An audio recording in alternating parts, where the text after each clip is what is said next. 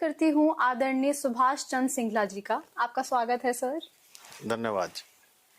हालांकि हमारे मेहमान को किसी भी परिचय की जरूरत नहीं है, फिर भी मैं चाहूंगी सर आप कुछ शब्द हमारे जनता के लिए बोलें। नमस्कार गुड़गांव के सभी निवासियों को। मेरा नाम सुभाष चंद्र सिंगला है। मैं गुड़गांव का निवासी हूँ, पेशे से व्यवसायी हूँ। मेरा जन्म गुड़गांव के अंदर ही हुआ है और मैंने गुड़गांव को बहुत छोटे से गुड़गांव को विकसित होते हुए देखा है और मिलेनियम सिटी तक का सफ़र मैंने गुड़गांव का देखा है। मैं अगर इसी चीज़ के बारे में बात करूं तो ये गुड़गांव जब गुड़गांव भी नहीं था, गुड़गांव को कैंट के नाम से जाना जाता था। कहीं पर भी कोई रिश्तेदार आता जाता था तो वो ये कहता था कि मैं कहाँ जा रहे हैं, तो वो कहते थे कैंट जा रहे हैं। गुड़गांव तो बहुत बाद के बाद सन 1972-74 के बाद बोलने लगे थे। गुड़गांव से गुरुग्राम तक का, मिलेनियम सिटी तक का जो सफ़र है वो हमने देखा है। गुड़गांव एक बहुत छोटी सी जगह थी जहाँ मेरे ख्याल से ज़्यादा से ज़्यादा हमने 30-40 हज़ार की आबादी भी देखी है। आज हम 40 लाख की आबादी भी देख रहे हैं। गुड़गांव के अंदर एक भी पक्की सड़क नहीं नज़र आती थी। अब दुनिया भर की हम सड़कें और जो विकास गुड़गांव के अंदर देखा है, जो सारे हरियाणा की जो वित्त कैपेसिटी है उसका 60% गुड़गांव देता है, उस गुड़गांव को भी हमने देखा है। वो गुड़गांव भी था जब कभी लोग बाग यहाँ पर घबराते थे आते हुए भी कि भाई किसी की नौकरी अगर यहाँ ट्रांसफ़र हो जाती थी तो वो सोचता था कि मेरे को कहीं जैसे कोई बहुत घटिया जगह भेज दिया गया। अब वो जगह भी आ गई है कि बहुत बड़ी बड़ी सिफारिशों के साथ ही गुड़गांव के अंदर आदमी आते हैं। इस तरीके से गुड़गांव का बहुत लंबा सफ़र है जो हमने देखा है, बहुत बारीकी के साथ देखा है और गुड़गांव ने तरक्की भी की है खूब। जिन लोगों ने महसूस किया है वो सबको पता है कि गुड़गांव क्या है और किस तरीके से तरक्की हुई है। और मैं इसके अंदर गुड़गांव में 12-13 संस्थाओं के साथ जुड़ा हुआ भी हूँ जो सोशल एक्टिविटीज़ करती हैं, समाज सेवा के अंदर लगी हुई हैं और तकरीबन 35 साल से मैं इसके अंदर हूँ। इससे पहले मैं 1978 में एक कपड़े की दुकान खोली थी सुमन वस्त्रालय के नाम से, और जो गुड़गांव की क्या हरियाणा की सबसे नंबर 1 दुकान बताई जाती थी, उसके अंदर 92-3 तक मैंने काम किया। फिर मैं 1995 के अंदर नगर परिषद होती थी उस समय, 30-35 साल बाद इलेक्शन हुआ था, वो इलेक्शन हमने लड़ा। उस टेन्योर के अंदर हम वाइस प्रेसिडेंट और प्रेसिडेंट भी रहे। देन उसके बाद 2011 के अंदर नगर निगम के इलेक्शन हुए तो मैंने वो भी जीते। और उसके बाद हमने अपने क्षेत्र, अपने वार्ड के अंदर बहुत काम कराए। 1 इंच भी हमने कच्ची सड़क नहीं छोड़ी थी।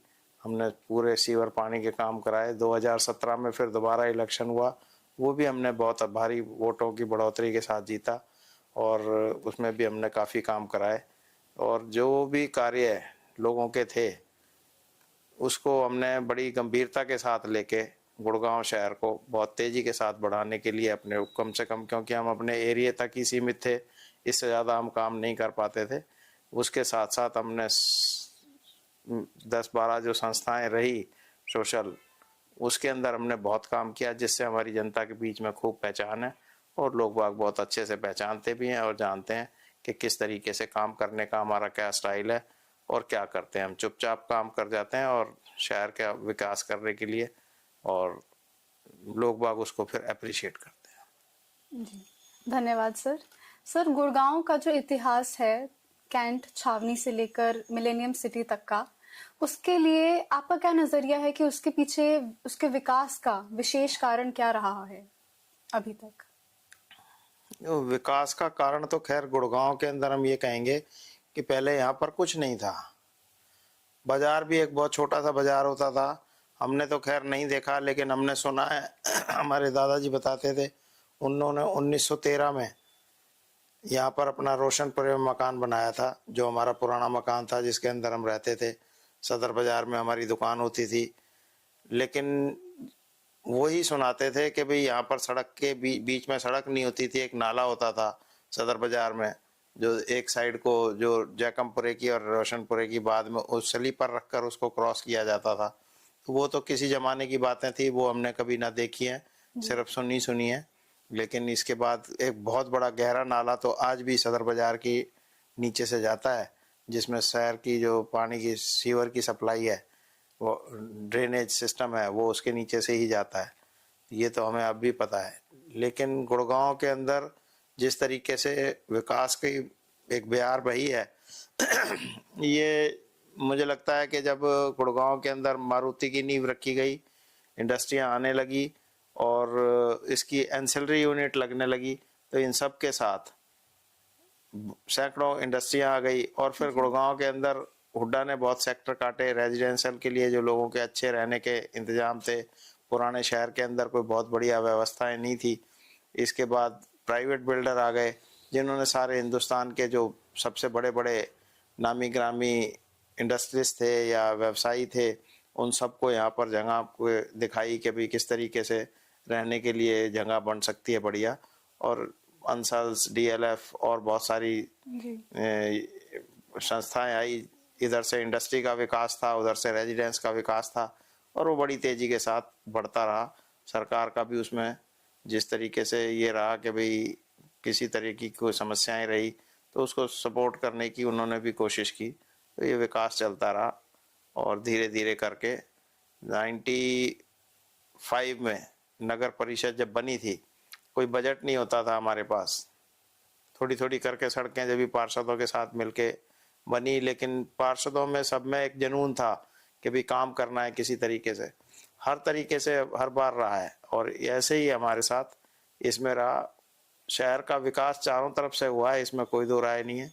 चाहे वो प्राइवेट कॉलोनीज थी, चाहे वो प्राइवेट इंडस्ट्रियल एरिया थे, चाहे गवर्नमेंट के इंडस्ट्रियल एरिया थे, सब ने बड़ी तेजी के साथ किया। और अब आबादी भी जो अंदाजा हम ये मानते थे 50,000 60,000 की आबादी जो होती थी, जो 40 लाख में कन्वर्ट हो गई, उसकी वजह से समस्याएं भी बढ़ी हैं शहर के अंदर, इसमें कोई दो राय नहीं है। और उन समस्याओं के समाधान के लिए हमें अलग तरीके से ही इसका हल निकालना होगा। एक तरीके से नहीं निकलेगा, लेकिन मुझे लगता है इसका 4-5 तरीके से हल निकालना होगा। जी सर, बिल्कुल। सर, आपने जुनून की बात करी, तो मैं जानना चाहूंगी कि भाजपा का जो महाअभियान चल रहा है मेंबरशिप का, उसमें जिस जुनून से आप पार्ट ले रहे हैं, जिस राइजिंग जो आपके नंबर्स हैं, टारगेट नंबर्स हैं, जो आपका प्लान ऑफ एक्शन है, वो अगर आप हमारी जनता को बता पाए। नहीं, ये तो एक हमारे माननीय प्रधानमंत्री नरेंद्र मोदी जी ने जो प्रोग्राम बनाया और उसको जो चला रहे हैं कि भाई सदस्यता अभियान को जब बड़ी तेजी के साथ हम बढ़ रहे हैं आगे, सभी आदमी मेंबर्स बनाने में लगे हुए हैं और महसूस कर रहे हैं कि हम देश के अंदर सबसे बड़ी पार्टी, जो सारी दुनिया की सबसे बड़ी पार्टी है, उसके मेंबर बने और उसके अंदर मेंबर बन के हम अपने आप को गौरवान्वित महसूस करें। मैं खाली यही नहीं कहूँगा कि खाली मेंबर बने, जो भारतीय जनता पार्टी की नीतियां हैं, जो भारतीय जनता पार्टी की प्लानिंग है, उन सबको समझकर मेंबर बने। मैंने तो मेरे साथी जितने हैं तकरीबन 50 से 60 इतने आदमी जरूर हैं, ये सब लगे हुए हैं मेंबर बनाने में। और मेरे को उम्मीद है कि हम बड़ी तेजी के साथ मेंबर बना रहे हैं और बन जाएंगे। और मैं उम्मीद करता हूं कि 10,000 का टारगेट हम पार कर लेंगे। ये लोगों के पास जाते हैं, उनके मेंबरशिप बनाते हैं और उनको मोटिवेट करते हैं। जो लोग मना भी करते हैं कि नहीं कर रहे, मेंबर नहीं बनना, तो उनको भारतीय जनता पार्टी की नीतियों को और पॉलिसियों को बताया जाता है। जब वो समझते हैं तो वो भी अचंभा करते हैं कि भारतीय जनता पार्टी की इस प्रकार की नीतियां भी हैं जो लोगों के आखिरी स्टेज तक के लोगों तक पहुंच रही हैं। तो वो उसमें से भी 80-90% आदमी हमारे मेंबर बनते हैं। और मेंबर अपनी मर्जी से बन रहे हैं, कोई ज़बरदस्ती किसी को नहीं बनाया जा रहा। और मेंबर बनने के बाद वो अपने आप को भारतीय जनता पार्टी, जो दुनिया की सबसे बड़ी पार्टी है, उसका मेंबर बन के अपने आप को गौरवान्वित महसूस करता है। जी सर, धन्यवाद। सर, अगर आप हमारे जनता को जल्दी जल्दी बता पाएं कि वो मेंबरशिप कैसे ले सकते हैं। मेंबरशिप लेने के लिए एक तो नरेंद्र मोदी ऐप है, उसको खोला जा सकता है। नहीं तो और भी आसान एक तरीका है, एक मिस्ड कॉल का नंबर दिया है 8800002024। इसको आप मिलाएंगे तो मिस्ड कॉल का नंबर आएगा। आपके पास एक लिंक आएगा, आप लिंक खोलेंगे। लिंक खोलते ही आपके पास वो सबसे पहले एक फ़ोन नंबर मांगता है। जो फ़ोन नंबर आप अपना भरते हैं या अपने किसी साथी का नंबर भरते हैं, उसके ऊपर एक मेंबरशिप वेरिफिकेशन नंबर आता है। वो नंबर आप उसको भरेंगे, भरने के बाद आपका फार्म खुल जाता है। वो आपको वेरीफाई करता है कि हाँ जी आप अपनी मर्जी से मेंबर बन रहे हैं। अगर आप अपना नंबर नहीं भरेंगे या अपना नंबर, जिसका नंबर आपने फ़ोन का लिया है, वो आपको वेरिफिकेशन नंबर नहीं देता, तो इसका मतलब है वो मेंबर नहीं बनना चाहता। जब आप मेंबर बन रहे हैं, उसको वेरिफिकेशन नंबर दे रहे हैं, तो मेंबर बन रहे हैं आप। तो वो इसका मतलब ये है कि हमने उनकी मर्जी से मेंबर बना रहे हैं। और मेंबर बनाने के बाद उसके बाद एक फॉर्म खुलता है जिसमें आप अपना नाम भरेंगे, आप अपनी डेट ऑफ बर्थ भरेंगे, फिर एरिया, कौन सी स्टेट है, कौन सा डिस्ट्रिक्ट है और कौन सी कॉन्स्टिट्यूंसी है। ये भरने के बाद आप अपना एड्रेस और ईमेल आईडी ये डाल दें। ये ईमेल आईडी ना डालना चाहें तो कोई दिक्कत नहीं है। उसके बाद आपसे एक रेफरेंस नंबर मांगा जाता है, आप अपना भरें या किसी और का भरें, जिसका आप रेफरेंस नंबर भरना चाहते हैं वो भरें और उसको कंटिन्यू कर दें। आपका जो मेंबरशिप हाथ के हाथ कंप्लीट हो जाती है, आप भारतीय जनता पार्टी के मेंबर बन जाते हैं। बहुत ही आसान प्रोसेस, बहुत आसान प्रोसेस है, कोई इसमें कोई दिक्कत नहीं है। मैं सभी से कहूँगा कि सभी लोग अपने साथियों के साथ मिलके उनको बताएं, खाली मेंबर ही ना बनाएं। भारतीय जनता पार्टी की नीतियों को और जो प्लानिंग भारतीय जनता पार्टी की निचले लेवल तक के लोगों के लिए बनी है, उनको भी समझाएं और मेंबर बनाएं। जी बहुत बहुत धन्यवाद। धन्यवाद जी, नमस्कार जी। यही मेरा परिवार है, मुझे भाजपा से प्यार है।